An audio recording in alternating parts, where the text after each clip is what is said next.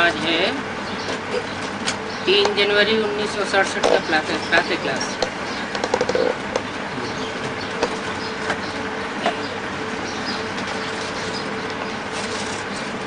नहीं, ये रात्रि क्लास है। ये है अजब तमाशा। जैसे जिस प्रकार से बच्चे अजब तमाशा समझते हैं, ऐसे और कोई की बुद्धि में नहीं है कि ये दुनिया कैसे अजब तमाशा है। ये कलयुगी दुनिया है, ये एक अजब तमाशा है और है ये बेहद का तमाशा। जो लाडले बच्चों की बुद्धि में है, उनकी बुद्धि में एम ऑब्जेक्ट भी है। अगर लक्ष्मी नारायण के मंदिर में जाते हैं तो भी महिमा वो ही करते हैं जो कृष्ण के आगे महिमा करते हैं। सर्वगुण संपन्न, 16 कला संपूर्ण, संपूर्ण हिंसक, मर्यादा पुरुषोत्तम। देवी देवता सर्वगुण संपन्न होते हैं ना, सिर्फ मंदिर अलग अलग कर दिया है। कृष्ण का मंदिर अलग बनाई दिया है और लक्ष्मी नारायण का मंदिर अलग बनाई दिया है। ये नहीं जानते राधा कृष्ण ही फिर लक्ष्मी नारायण बनते। कहते हैं कृष्ण द्वापर में और राम त्रेता में, और लक्ष्मी नारायण को सतयुग में दिखाते हैं।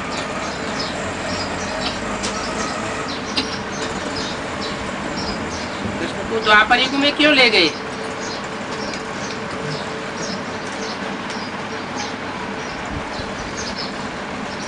राम को त्रेता में ले गए और लक्ष्मी नारायण को सतयुग आदि में ले गए, क्योंकि कृष्ण द्वापर युगी शूटिंग के अंत में प्रत्यक्ष होता है। इसलिए कृष्ण को द्वापर में ले गए हैं। द्वापर के अंत में ही महाभारत युद्ध की थी सीन दिखाई जाती है। और लक्ष्मी नारायण को सतयुग में इसलिए ले गए हैं कि सतयुग 16 कला संपूर्ण होता है, वहां दुर्गुण कोई भी नहीं होता। लक्ष्मी नारायण के गुण ही गुण दिखाते हैं, अब गुण कोई भी नहीं दिखाते। ये दुनिया वाले तो कुछ भी समझने का ख्याल नहीं करते। उनकी बुद्धि में ये नहीं आता है कि ये कब आए थे, फिर कहाँ गए, क्या इन्होंने कोई से राज्य हराया। तो ये तमाशा तुम बच्चों की बुद्धि में अच्छी रीति बैठा है, इसको कुदरत नहीं कहेंगे, ये तमाशा है। कुदरत ये है कि इतनी छोटी सी स्टार आत्मा में कितना ऊंचा पार्ट भरा हुआ है, और खेल ये है अजब। तो बुद्धि में आना चाहिए ना कि हम ये नाटक करते हैं, परंतु उनके आत्मजंत को जानते नहीं है। सिर्फ नाटक कह देने से फायदा नहीं होता है।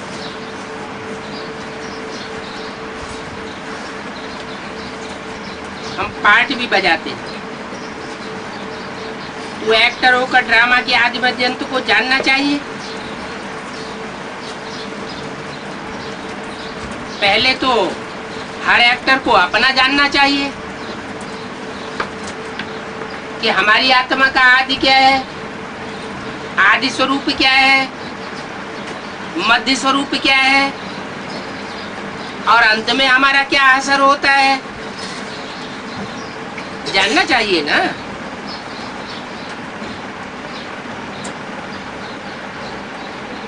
परंतु क्यों नहीं जानते?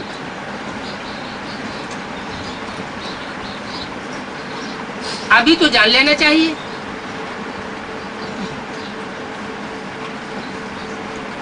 अभी तो रास्ता दिखाने वाला आया हुआ है।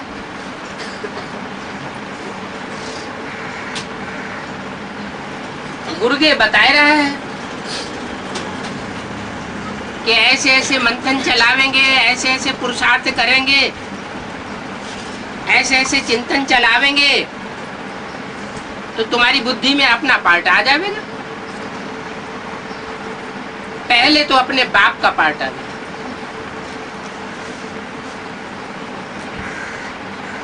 बाप भी ऊंचे ऊंचे है और नीचे नीचे भी बाप है, तो नंबरवार ऊंचे बाप भी है। जिनको अपने ऊंचे बाप का पता चलेगा तो अपनी ऊंचाई का भी पता चलेगा, क्योंकि ये बेहद का ड्रामा है। क्रिश्चियन लोग ये थोड़े ही जानते होंगे कि क्राइस्ट अब कितने दिनों के बाद आवेगा। तुम तो जानते हो, तुम बच्चों को सब मालूम है। मनुष्य तो सिर्फ कह देते हैं परमपिता परमात्मा ज्ञान का सागर है। कैसे ज्ञान का सागर है? क्या एक एक की हिस्ट्री को जानता है? तो कह देते हैं वो तो सर्वव्यापी है। जब है ही सर्वव्यापी तो क्यों नहीं जानता होगा? नहीं, वो तो आकर के हम बच्चों को सिर्फ फार्मूला बताता है कि ऐसे ऐसे 4 युगों का चक्र बुद्धि में चलावेंगे तो इस चक्र में तुम्हारा पार्ट क्या है वो बुद्धि में आ जाएगा। वो बाप रचयिता है।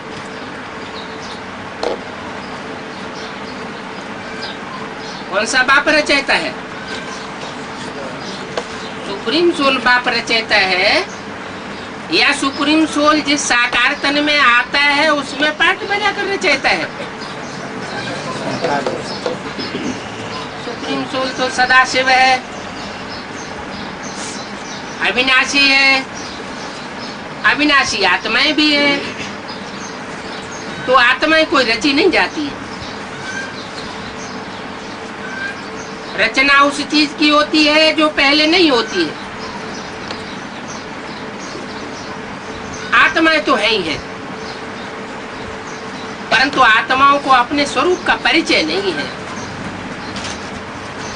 वो स्वरूप का परिचय बाप आकर के देते हैं। बेसिकली परिचय देते हैं कि तुम आत्मा ज्योति बिंदु स्वरूप हो। ये सामान्य परिचय हुआ। हर आत्मा का अपना अपना विशेष परिचय नहीं हुआ।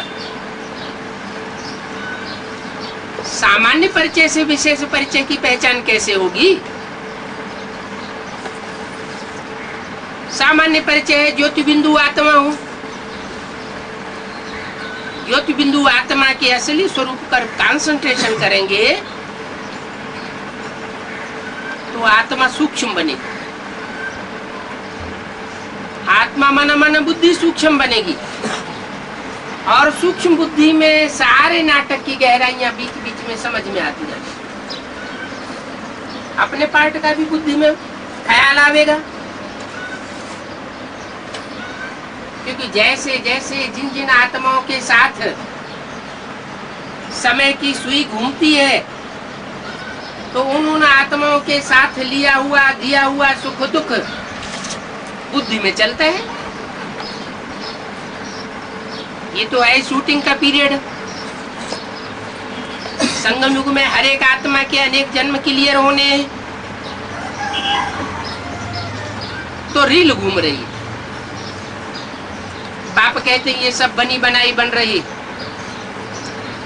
अब कुछ नया नहीं बनना है।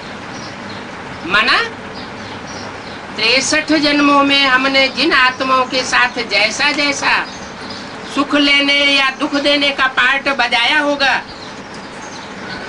संगम युग की रील में वही सुख और दुख देने या लेने का पार्ट हम फिर से रिपीट करते हैं। वहां 63 जन्म में था ब्रॉड ड्रामा,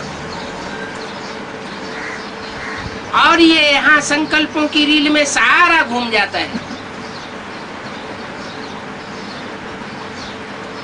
तो बाप आत्मा का ज्ञान देकर हमारी आत्मा को ये स्पष्टीकरण दे देते हैं कि तुम आत्मा कैसे कैसे अपने पार्ट को पहचान जाती है। तो बाप रचयिता भी है। क्या हमारे पार्ट की रचना करता है? पार्ट की रचना नहीं करता, लेकिन वो तौर तरीके हमारी बुद्धि में भर देता है जिससे हम अपने पार्ट को पहचान सके। फिर पालना भी कराते हैं, विनाश भी कराते हैं। तो तुम सब जानते हो, भिन्न भिन्न सेंटर पर जो भी सभी ब्रह्मा कुमार कुमारियां हैं, ब्राह्मण ब्राह्मणियां हैं, उन सबको हर एक को हक है बाप को पत्र लिखने का। अब कोई लिखे या न लिखे,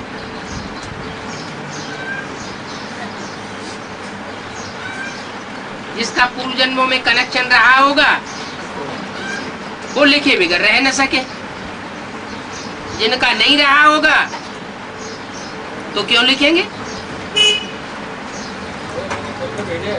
कृष्ण जैसे है,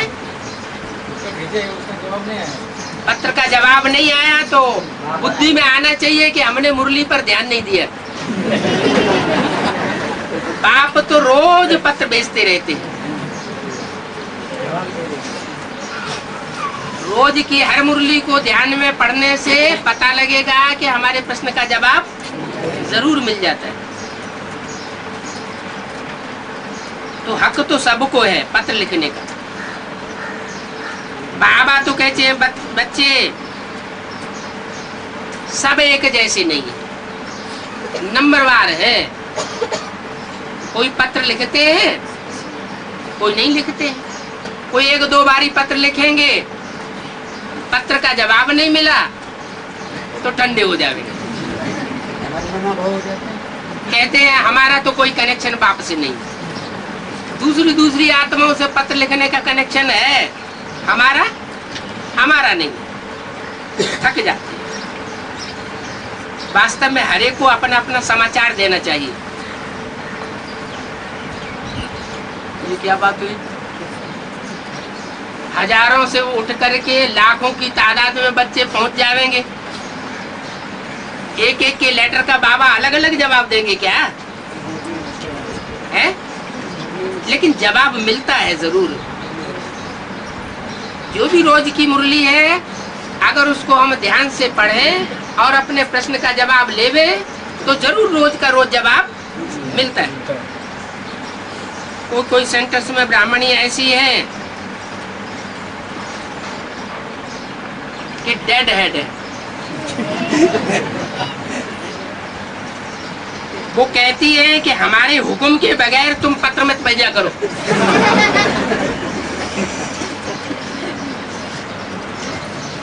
बाप का तो डायरेक्शन है कि बाप को कोई भी बच्चा डायरेक्ट पत्र लिख सकता है, डायरेक्ट पत्र मंगा सकता है। इसमें बीच में किसी को चेकिंग कराने की दरकार नहीं है। हाँ, दूसरों को अगर कोई पत्र लिखते हैं और सरेंडर हैंड्स है तो जरूरी है कि वो अपने लेटर से चेक कराए ले ब्राह्मणी से। बिना चेक किया हुआ लेटर कोई भी पार्टी को, कोई भी माता को, कोई भी भाई को पास नहीं करना चाहिए। अगर पास करते हैं तो श्रीमत की बरखिलाफी करते हैं। ब्राह्मणियां मेले करती है, मेले मेला खड़े करती है, आपस में मिलती जुलती रहती है।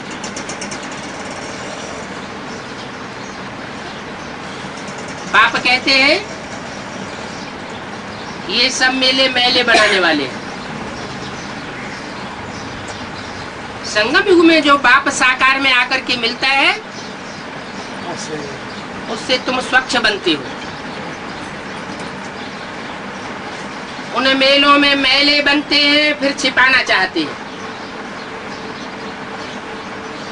जो मैलापन आया उस मैलेपन का पूरा पोता मेल नहीं देती।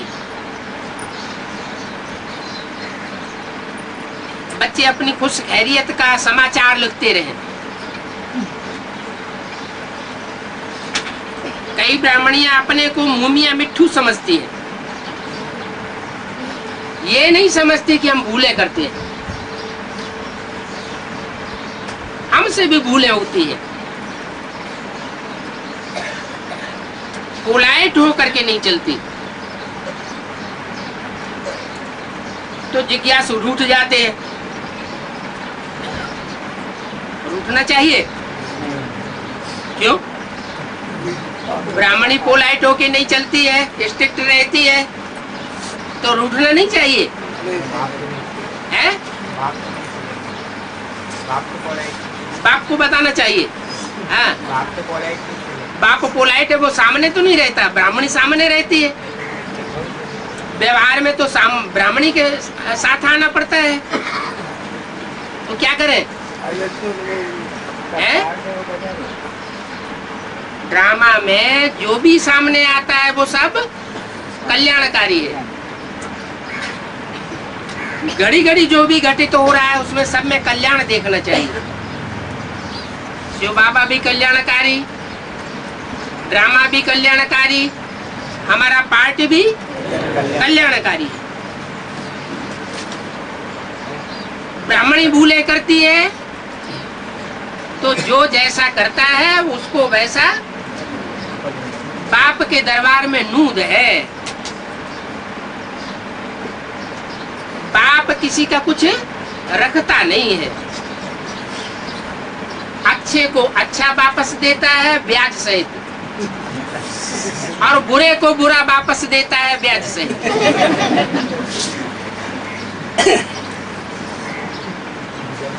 जिज्ञासु रूठ जाते हैं, आना छोड़ देते हैं।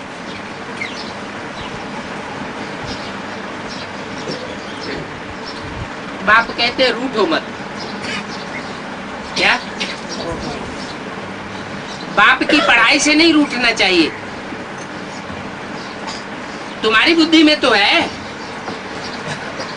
कि तुमको पढ़ाने वाला कौन है। तुमको पढ़ाने वाला तो एक है। ब्राह्मणियां भी तो पढ़ाई रही है ना। एक बाप से पढ़ाई पढ़ करके ही पढ़ाते हैं। पढ़ाई तो एक ही है और एक के द्वारा है। जिज्ञासु आना छोड़ देते हैं। ब्राह्मणियां कहती हैं हमारे बिगर पूछे बाबा को पत्र लिखो, इसलिए बाबा कहते हैं सब बच्चों को हक है बाबा को पत्र लिखने का। साफ समाचार देना चाहिए। ब्राह्मणी ठीक नहीं पढ़ाती है, नवाबी दिखाती है, कोई डिसर्विस करती है, तो समाचार देने से उनको सावधानी मिलेगी। अब सावधानी मिलेगी। बाबा को समाचार देंगे तो सावधानी मिलेगी। समाचार कौन देवे? बच्चे समाचार देंगे। और बच्चों को डर लगता हो तो अपना कर्तव्य और अपना अकर्तव्य अगर कोई छिपावेंगे तो विक्रम बढ़ते जाएंगे। बच्चे हर प्रकार का समाचार दे सकते हैं। बाबा से कोई भी समाचार छिपाना नहीं चाहिए। टीचर का भी समाचार दे सकते हैं। अज्ञान काल में भी टीचर की रिपोर्ट प्रिंसिपल को करते थे ना, तो यहाँ भी कर सकते हैं कि इनको बदली करो। यहाँ कभी बाबा के पास ब्राह्मणी की रिपोर्ट आती है तो बाबा बहुतों को बदली भी कर देते हैं। कहाँ है बम्बई में।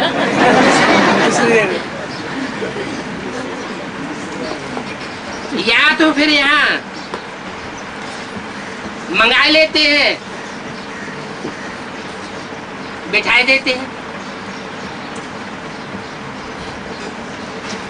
यहाँ आकर के क्या नुकसान करेंगे? तो सब बच्चे समाचार तो दे सकते हैं, कोई भी समाचार हो बाबा के पास भेज सकते हैं। कोई में खामी हो, अगर कोई महारानी बन करके बैठ जाए, खटिया पर बैठे बैठाए चाय मंगवाए, तो उसकी रिपोर्ट करनी चाहिए। माना यहाँ तो सब सेवाधारी है, यहाँ कोई को राजाई नहीं मिली है। ब्राह्मणों की राजाई नहीं होती, ब्राह्मण होते हैं सेवाधारी। बाप खुद क्या कहते हैं? बच्चे, I am your most evident servant.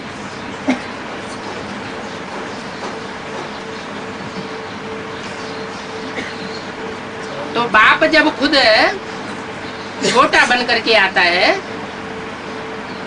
तो बच्चों को बड़ा बन करके बैठने का सवाल नहीं है।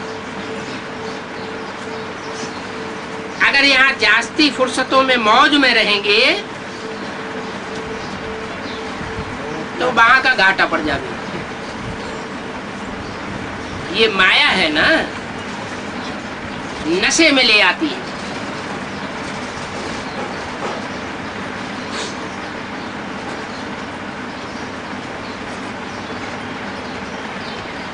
सब बच्चों को हक है समाचार देने का। सेंटर चलाने वाली ब्राह्मणी से कई बच्चे भी होशियार हो जाते हैं।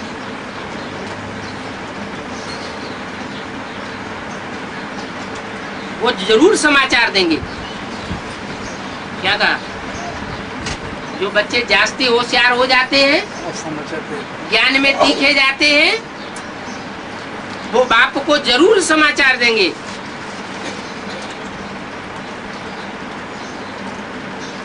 अगर समाचार नहीं देते हैं तो फिर हिल पड़े, फिर डिसर्विस हो जाती है। बाप कहते हैं मूल बात है याद की। याद की पावर होगी तो सब सहज सहज चलता जाएगा। समझाने में भी नशा चढ़ जाता है। हर हठ योगियों को राजयोग का बिल्कुल पता नहीं है। क्या बात हुई? अभी अभी ब्राह्मणी की बात कर रहे थे और अभी अभी हठ योगियों की बात करने लगे। क्यों? ब्राह्मणी अपनी हट पर अड़ जाती है अपनी बात मनवाने के लिए। अच्छा, हठ योगियों को राजयोग का बिल्कुल पता नहीं है। गीता का भगवान कौन था? ये ब्राह्मणी से बात करते करते गीता के भगवान के ऊपर कहां पहुंच गए? गीता के भगवान से इस बात का क्या कनेक्शन है? अरे बड़ी से बड़ी ब्राह्मणी कौन है? जगह बड़ी से बड़ी ब्राह्मणी है ब्रह्मा। ब्रह्मा ब्रह्मा एक का नाम नहीं होता है, ब्रह्मा नाम बहुतों के होते हैं। ब्रह्मा के 4 मुख दिखाए जाते हैं, ब्रह्मा के 5 मुख भी दिखाए जाते हैं।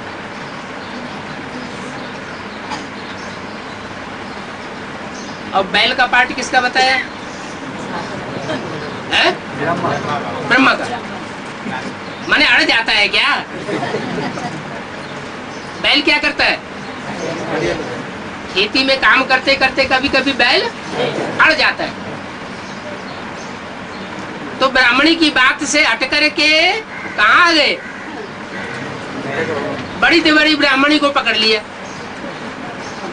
हट करने लग पड़ती है कि मैं जो कहती हूँ वही सच्ची बात है। अब इन हठयोगियों को राजयोग का तो बिल्कुल पता नहीं है कि गीता का भगवान कौन था। है? माने ब्रह्मा को और ब्रह्मा के जो भी फॉलोअर्स हैं, ब्रह्मा कुमारी कुमारियां, उनको बिल्कुल पता नहीं है कि गीता का भगवान कौन था। क्या समझती है ब्रह्मा कुमारियां? हैं? वो समझती है कि दादा लेखराज ब्रह्मा उर्फ कृष्ण की सोल ही गीता का साकार भगवान है। जब ब्रह्मा ही गीता का साकार भगवान है तो ओरिजिनल ब्रह्मा कौन?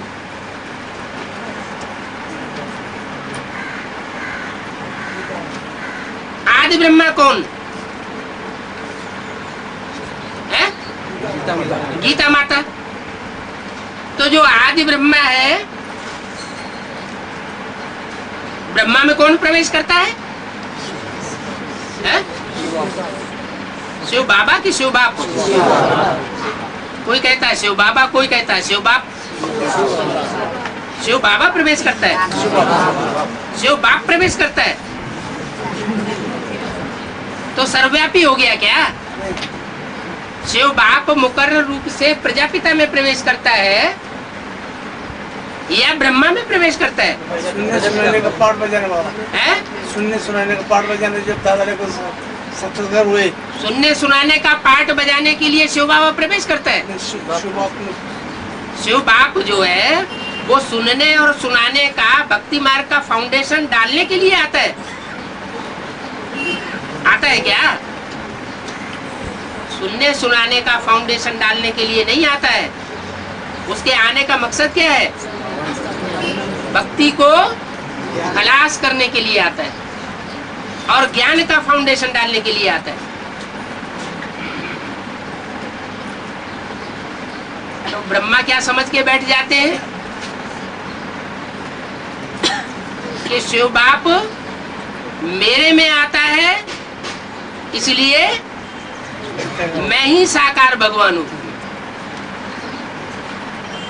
और साकार भगवान की ये बुद्धि में बात जो बैठ जाती है,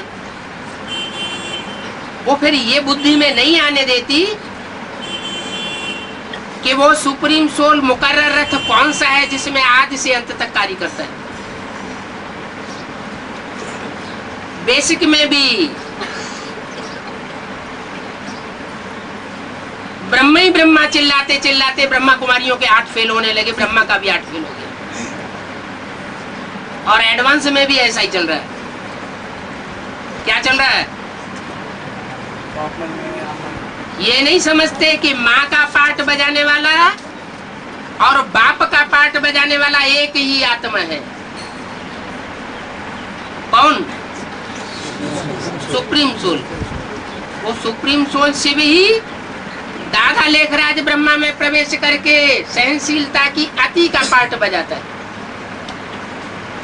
नहीं तो दादा लेखराज के और भी तो जन्म पहले हो चुके हैं, 63 जन्म।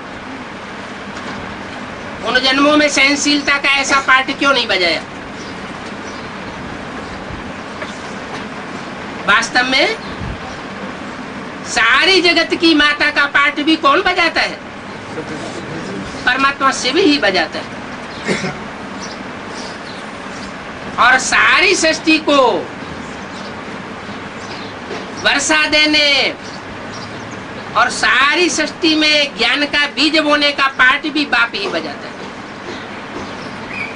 वो बाप भी है, वो माता भी है, लेकिन साकार तन अलग अलग होता है। एक के द्वारा माता का पाठ बजाता है, दूसरे के द्वारा पिता का पाठ बजाता है। जिसके द्वारा पिता का पाठ बजाता है मुकर्रर रूप से, उसे प्रजापिता कहा जाता है। प्रजापिता एक ही होता है और ब्रह्मा ब्रह्मा अनेकों के नाम हो जाते हैं।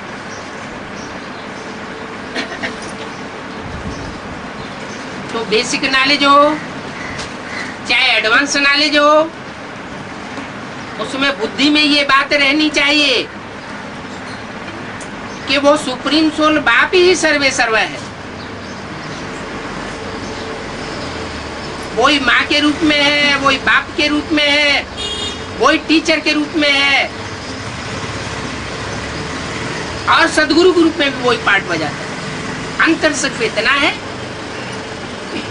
कि माँ के रूप में अलग चोले से पार्ट बजाता है, और बाप टीचर सदगुरु के रूप में एक ही चोले से पार्ट बजाता है।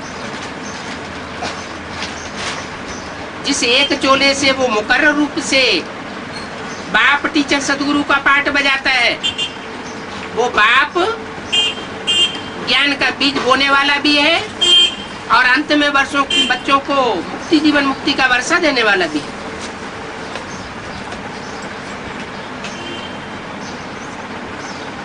जो ब्रह्मा मुख से मुरली उच्चारित की जाती है, जो सामान्य रूप से एक गीत बन करके, कविता बन करके बच्चों के सामने आता है, वो गीत बेसिक नॉलेज में जो बच्चे पढ़ते हैं पहले उनके लिए रटने की चीज हो जाती है, क्योंकि देने वाला स्वयं भी साकार रूप में उसके गुह्य अर्थ को नहीं समझता। ब्रह्मा की बुद्धि में ही जब वो बात नहीं आती है गहराई की, तो ब्रह्मा के जो बच्चे हैं उनकी भी बुद्धि में वो बात नहीं आ सकती। लेकिन माँ होती है और बच्चे बच्चे होते हैं। बच्चों में कोई छोटे बच्चे होते हैं, कोई बड़े बच्चे होते हैं। बड़ों बच्चों में भी जो बड़े से बड़ा एल्डर ब्रदर होता है, वो ज्यादा से ज्यादा प्योरिटी की पावर से पैदा होता है। बुद्धिमान बाप का बुद्धिमान बच्चा होने के कारण, पहलोटी का बच्चा होने के कारण बाप के पूरे वर्षे का वो हकदार बनता है। इसलिए बड़े बच्चे को बाप समान कहा जाता है। उस बाप समान बच्चे में सहनशीलता की इंतहा का पाठ बजाने वाली कृष्ण की सोल दादा लेखराज वो भी प्रवेश करता है। तो एक ही रूप में बाप भी है और उसी रूप में दादा की सोल भी प्रवेश है। बाप सुप्रीम सोल बाप भी है और मनुष्य सृष्टि का पिता प्रजापिता भी है। दोनों वेद के बाप एक ही रूप में।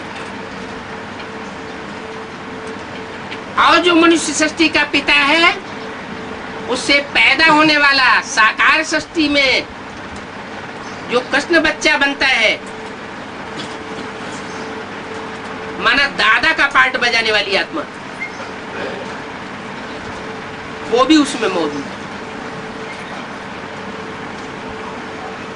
ये लोगों की कहने की भाषा में आता है, आज भी ज्यादा दादागिरी दिखाता है। तो वो ब्रह्मा की सोल जो बड़े के बच्चे के रूप में इस सृष्टि पर पहले आती है, वो सभी मनुष्य आत्माओं के लिए जैसे दादा हो जाती है। तो एक ही रूप में बाप भी है और दादा भी है। बाप दादा कंबाइंड हो जाते हैं। उन कंबाइंड स्वरूप को ही भक्ति मार्ग में अर्धनारीश्वर के रूप में बताई दिया। कैसे? वो आधा रूप माता का भी उसमें है और आधा रूप पिता का भी है। उसमें आधा रूप पिता का है शंकर के रूप में, और आधा रूप माता का है ब्रह्मा के रूप में। उनको कहते हैं जगतम पितरम वंदे। माता भी है तो पिता भी है। तो शास्त्रों में कह दिया तुमेव माता च पिता त्वमेव। त्वम माने तू ही माता है तू ही पिता है। तो एक हुआ या दो हुए? एक सुप्रीम सोल की स्थिति है। कंबाइंड रूप के बारे में ये बात कही गई है कि वो बाप भी है और माता भी। माता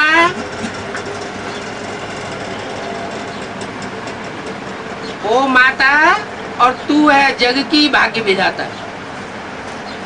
बाप को क्यों नहीं छोड़ दिया? बाप जग का भाग्य विधाता नहीं है? कहा तो जाता है भाग्य विधाता, भाग्य विधात्री नहीं कहा जाता है। तो माता को इतना मान क्यों दिया है? इसलिए मान दिया कि जो भी पुरुष चोले है वो सब दुर्योधन दुशासन के रूप में, चाहे वो ब्रह्मा का रूप हो, चाहे वो प्रजापिता का रूप हो, चाहे एक्स वाई जेड कोई भी बच्चे हो, पुरुष चोला है तो उनसे आशा नहीं की जा सकती कि वो स्वर्ग के गेट खोलेंगे।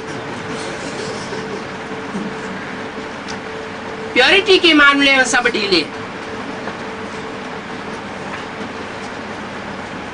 उसमें भी भाव स्वभाव संस्कार के आधार पर भी दो हिस्से किए गए। एक है रुद्रमाला और दूसरी है विजयमाला। रुद्रमाला है बाप के बच्चों की माला। बाप के सब बच्चे हैं, बच्चियां कोई भी नहीं। और विजयमाला में, विजयमाला में सब बच्चियां हैं भाव स्वभाव संस्कार से। जन्म जन्मांतर की कौन सी बच्चियां? जिन्होंने प्योरिटी का पार्ट विशेष बजाया है। द्वापर कलयुग में भी जन्म जन्मांतर उन्होंने प्योरिटी को धारण करने का विशेष पुरुषार्थ किया। चाहे मुसलमानों का आक्रमण या हुआ हो, चाहे कोई भी आतताइयों का आक्रमण हुआ हो, वो विजयी वत्स ऐसे रहे हैं जिन्होंने विविचार की बू नहीं आने दी और प्योरिटी को पालन किया। प्योरिटी दुनिया की सबसे बड़ी ताकत है और वो ताकत माताओं कन्याओं में।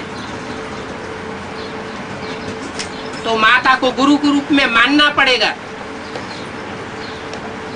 और बातों में भले न माने, लेकिन प्योरिटी की बात जहां तक आती है तो झुकना पड़ेगा। हाँ, रावण कुंभकर्ण जैसे, दुर्योधन दुशासन जैसे, कंसी जरासंधी जैसे हो सकते हैं जो उनके ऊपर जबरदस्ती करते हैं, ऐसों को भी पछाड़ खानी पड़ती है। उनके सामने वो फिर जगदम्बा और महाकाली का रूप धारण कर लेती। हर चीज की अति होती है और अति के बाद अंत हो जाता है। तो सहन शक्ति की भी सीमा होती है। वो सीमा जब पार हो जाती है तो जो शक्ति है शिव की वो विकराल रूप धारण करती है। इस मामले में वो हठ का रूप भी पावरफुल हो जाता है।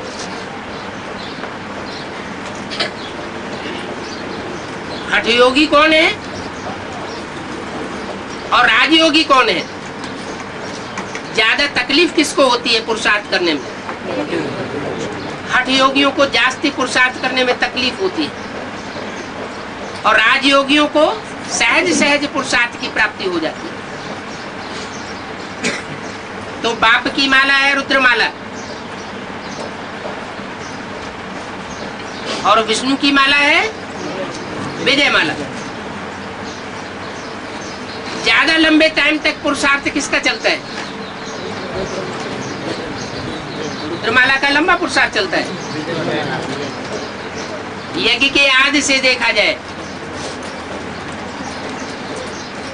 जो सूर्यवंशी पार्टी थी, जो रुद्रमाला का मणका बनती है, वो तो आदि में ही चली गई, आदि में जाती है और अंत में फिर प्रत्यक्ष होती है। तो आदि अंत का उनका पार्ट और बीच का सारा पार्ट, तो लंबा पार्ट किसका हुआ? विजय पाने वाले हैं कि विजय दिलाने वाले हैं? हैं? विजय पाने वाले भी हैं और विजय दिलाने वाले भी हैं। लेकिन भगवान वहां पा करके रुद्रमाला के मणकों को क्यों ज्ञान देता है?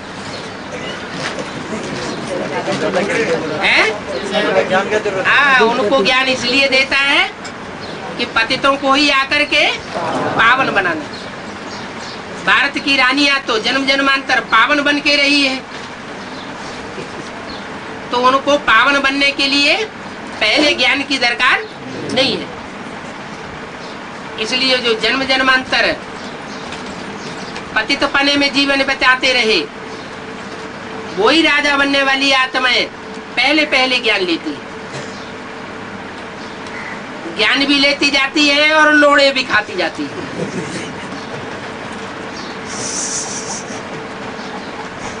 अप और डाउन, ये अप और डाउन का खेल उनका चलता रहता है। फिर भी जिनकी बुद्धि में ज्ञान सही रीति से बैठता है, वो राजयोगी आराम से रहते हैं, आराम से पुरुषार्थ करते हैं। उनको हठयोगी बनने की दरकार नहीं है। और जो पूरी श्रीमत को फॉलो नहीं करते, कुछ न कुछ अपनी मनमत मिक्स करते हैं, या अपने से जिनको बड़ा समझते हैं उनकी मनुष्य मत मिक्स कर देते हैं, तो उनके लिए कठिन हो जाता है। माना सूर्यवंशी बच्चों को छोड़ करके बाकी जितने भी हैं, चंद्रवंशी हो, चाहे इस्लाम वंशी हो, चाहे बौद्ध वंशी हो, उनसे प्रभावित होने वाली जो भी आत्माएं हैं, उनको हठयोग करना पड़ता है। अगर श्रीमत पर चलती रहे तो हठयोग का सवाल ही नहीं। श्रीमत पर न चल के अपनी मनमत मिक्स करती है या मनुष्य मत मिक्स करती है, तो तकलीफ महसूस होती है। बाप तो कहते हैं, बच्चे मैं तुम्हें सहज राजयोग सिखाने आया हूं, इसमें कठिनाई की कोई बात नहीं है। जैसे जैसे मैं चलाता हूं वैसे वैसे अगर चलते जाए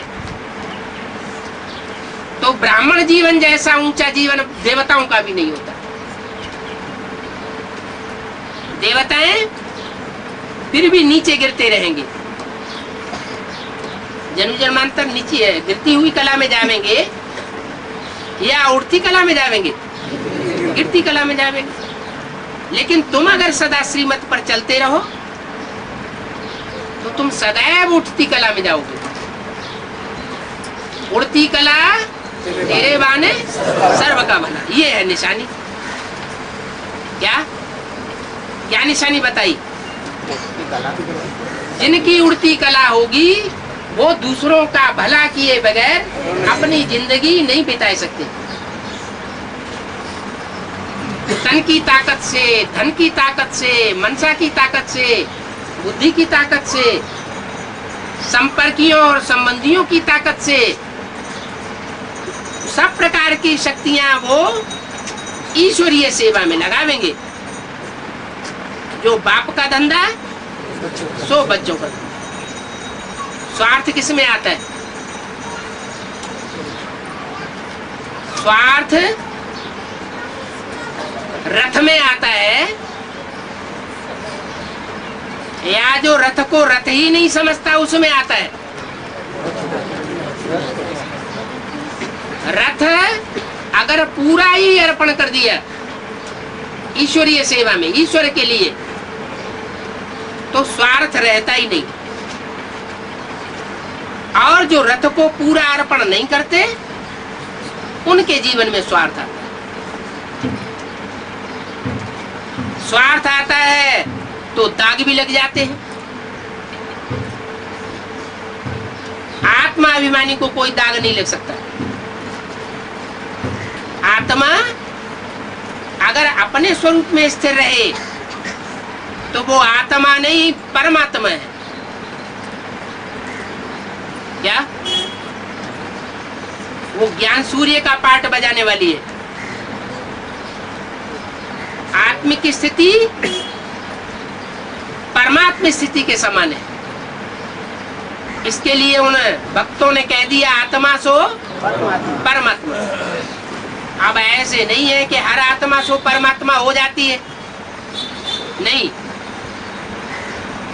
ऐसा जो पुरुषार्थ करने वाली आत्मा है कि जैसा जैसा सुप्रीम सोल बाप चलाना चाहता है वैसे ही वैसे चलने वाली हो तो आत्मा सो परमात्मा जैसी स्टेज को प्राप्त कर सकती है। और बाप तो आता ही इसीलिए है। इसलिए आता है, बाप समान बनाने के लिए आता है। बाप है सुप्रीम सोल शिव, तो शिव आता है शिव स्वरूप बनाने के लिए। लेकिन नंबरवार है, एक टीचर के पढ़ाए हुए सब स्टूडेंट एक जैसे तो होते नहीं है। कोई स्टूडेंट होता है पूरे मार्क्स से पास होता है। जो पूरे मार्क्स से पास होता है उसी का नाम वाला होता है, बाकी तो नंबरवार। तो आत्मा सो परमात्मा जिसके लिए बोला गया है वो है शिव शंकर एक बनने वाला। जो शिव है वो ही शंकर। शिव और शंकर में भेद नहीं बताया। शास्त्रों में भी कहा है सगुण अगुण नहीं कछु भेदा, उभय हर भव संभव खेदा। साकार और निराकार में कोई भेद नहीं है। कब? साकार जब संपूर्ण बनता है तब। पुरुषार्थी जीवन की बात नहीं है। पुरुषार्थी जीवन में तो भेद रहता है। जमदे जामदे नहीं बनता, माने हथेली पर आम नहीं उगाया जा सकता। लेकिन जब पुरुषार्थ संपन्न होता है, फाइनल परीक्षा हो जाती है, तो फाइनल परीक्षा होने के बाद नंबर डिक्लेयर हो जाता है। जब नंबर डिक्लेयर होता है तो आत्मा सो परमात्मा की स्टेज को प्राप्त करती है। शंकराचार्य ने आकर के ये ज्ञान संसार में दिया। क्या? आत्मा सो परमात्मा। माना सबसे बड़ा हठयोगी कौन हुआ? शंकराचार्य। जो भी चेले थे उन्होंने उनको फॉलो करना शुरू कर दिया। क्या कहना शुरू कर दिया? शिवो हम ही शिव का स्वरूप है। तो शिवो हम के कहने की बात तो उस समय है ही नहीं। आज से 1500 वर्ष पहले शिव तो इस सृष्टि पर आता ही नहीं। जब आता ही नहीं तो आप समान बनावेगा कहां से? वो तो आता है संगम युग में, और संगम युग में जिस स्वरूप में प्रवेश करता है वो स्वरूप शंकर का गाया जाता है। उसके लिए कहा जाता है शिव समान दाता नहीं। वो इस सृष्टि पर आकर के दाता बनता है। दाता और लेता। लेता कौन है? खींच खींच के सुख कौन लेते हैं? राक्षस। और लल्लो चप्पो करके सुख कौन लेते हैं? मनुष्य। मक्खनबाजी करके सुख ले लेते हैं। और जो देवताएं होते हैं इच्छा मात्रम अविद्या, वो लेने की इच्छा ही नहीं करते। इस विकारी दुनिया में, इस गिरती कला की दुनिया में, इस पतित सृष्टि में जो भी सुख है वो सब कागबिस्टा समान सुख है। लिया लिया न लिया बराबर हो जाता है। इसलिए उनकी बुद्धि में बैठा रहता है ये बात कि अब इस दुनिया के सुख लेने से कोई फायदा नहीं है। तो राजयोग का उन हठयोगियों को पता नहीं है। कौन कौन से धर्म की आत्मा हठयोगी हुई है? सूर्यवंशियों को छोड़ करके बाकी सब हठयोगी हो। उनमें अव्वल नंबर हठयोगी कौन सा हुआ है? ब्रह्मा। और ब्रह्मा की जो बच्चियां हैं वो भी सब वो भी हठयोगी हुई। अभी अव्यक्तवाणी में क्या बोला? अव्यक्तवाणी में बोला जयंती बैकबोन है। किसकी किसकी बैकबोन है? हैं? इशारा दिया है वैष्णवी देवी की बैकबोन है जयंती। जैसे बच्चों के लिए कहा बच्चों का बैकबोन है बाप दादा। से बैकबोन होती है ना, वो रीढ़ की हड्डी होती है। रीढ़ की हड्डी के बगैर शरीर नहीं साधा जा सकता। ऐसे ही वैष्णवी के लिए बोला कि उसकी बैकबोन है जयंती, माने उसके थ्रू उसको एडवांस नॉलेज मिलनी है।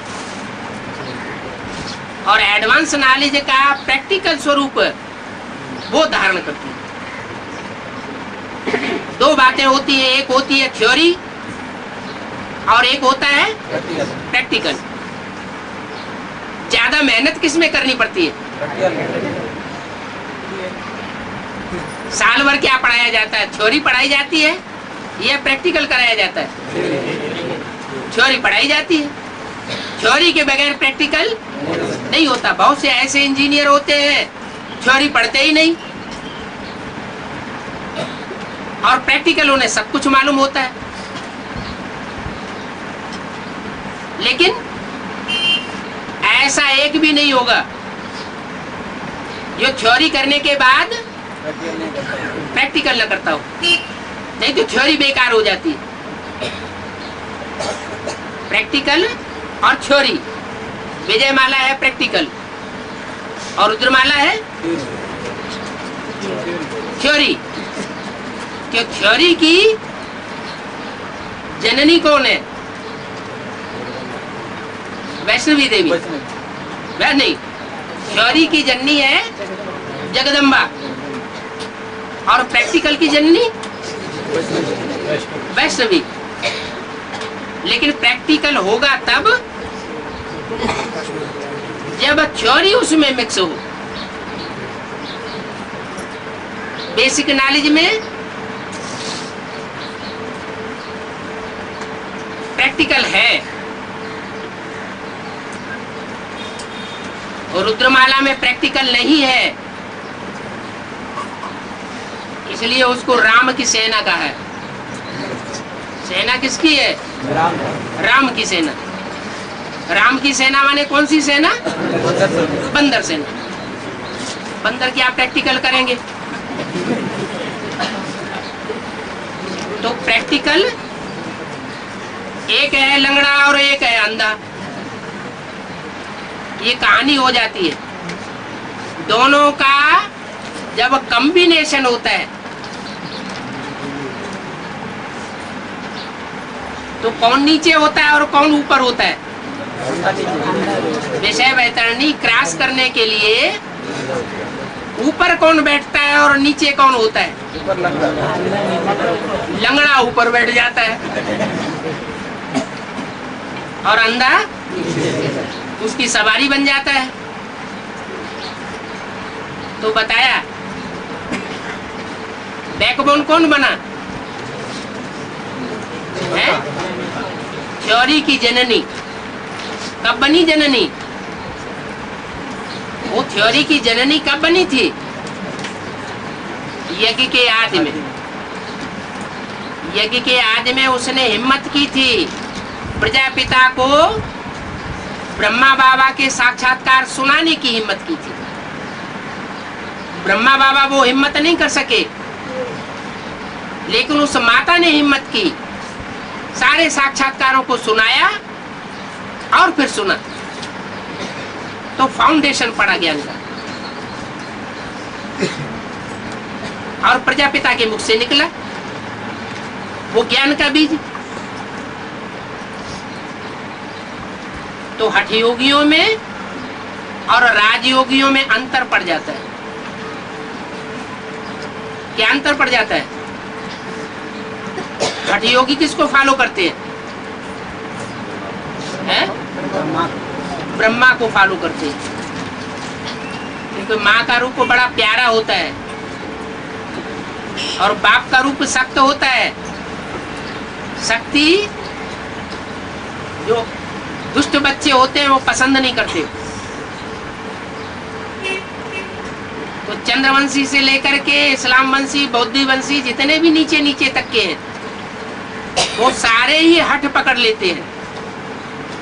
यज्ञ के आदि में भी हठ पकड़ी गई थी। क्या क्या हठ पकड़ी गई थी? जिसको अव्यक्तवाणी में अभी बोला है कई साल से, ये पांडवों का किला ऐसा बन जाएगा इसमें एक भी असुर प्रवेश नहीं कर सकेगा, एक भी विकारी पांव नहीं रख सकेगा। और ये झगड़ा था शुरुआत का। वो सूर्यवंशी आत्माएं नहीं चाहती थी। क्या नहीं चाहती थी? कि विचार फैलाने वाली कोई भी आत्मा यज्ञ में प्रवेश करके अंदर बैठे। और वो हट पकड़ गए, बच्चे भी हट पकड़ गए तो माँ भी हट पकड़ गई और यज्ञ में विघ्न पड़ गया। अभी अंत में भी ऐसे ही है।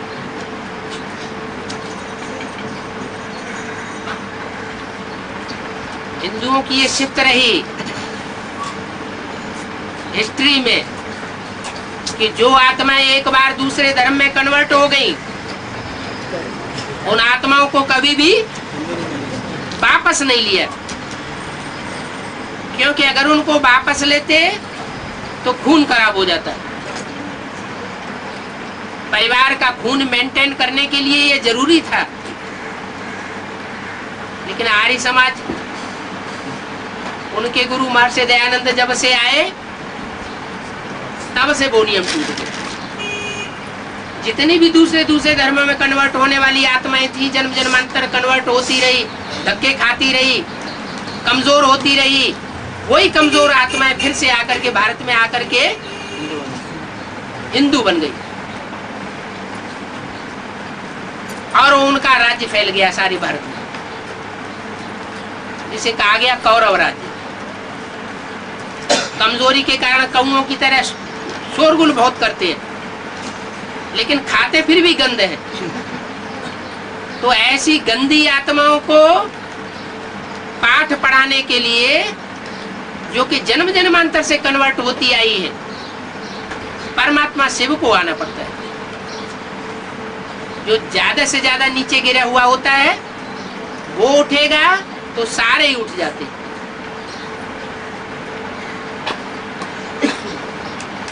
इसलिए सबसे नीचे ते नीचे बाप से प्राप्ति करने वाले धर्म कौन से हैं? हैं? आर्य समाज। आर्य समाज ऐसा बच्चा है जो अर्धनास्तिक है, आधा नास्तिक। भगवान को तो मानता है लेकिन निराकार को,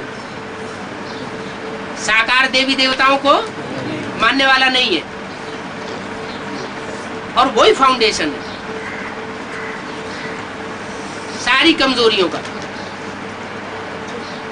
तो वहां से सुधार होना जरूरी है। यज्ञ के आदि से ही बाबा ने सबसे पहले, जब से ब्रह्मा की प्रत्यक्षता हुई, जगदीश भाई को पकड़ा।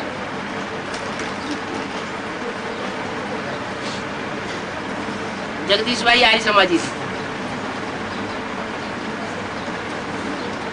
और जितना भी ज्ञान का अहंकार था वो सारा उनके ऊपर डाल दिया।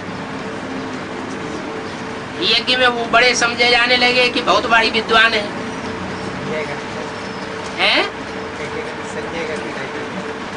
वो विद्वान समझे जाने लगे और ब्रह्मा बाबा की वाणी का उतना महत्व नहीं रहा जितना उनकी किताबों का महत्व हो गया। बाबा कहते ये सब आडंबर हो जाता है, ढेर की ढेर किताबें छपाना, ढेर के ढेर चित्र छपाना, ईश्वरीय ज्ञान में इस हड्डियों की जरूरत नहीं है। बहुत सहज सा ज्ञान दिया है, 4 चित्रों में सारा ज्ञान समाया हुआ है। तो ढेर के ढेर दरकार है, वो विस्तार में जाने की क्या जरूरत है?